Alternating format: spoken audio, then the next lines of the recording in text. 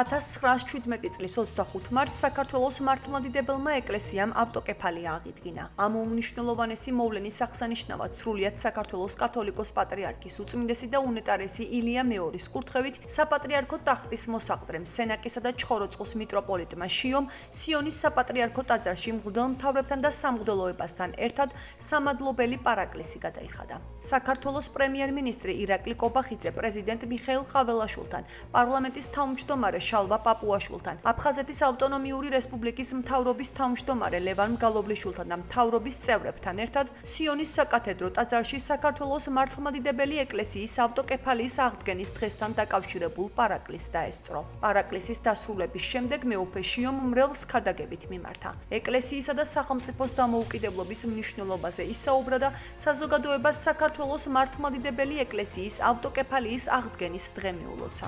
ავტოკეფალიის აღდგენა არის ქვეყნის უმნიშვნელოვანესი მონაპოვარი, რამაც უდიდესი როლი შეასრულა ხალხის რწმენის სიმტკიცესა და ერის ერთიანობის პროცესში. მე ულოცავ მთელ სამოციქულო ეკლესიას, ყველა მორწმუნეს ამ დღეს ქართველებსა და აფხაზებში.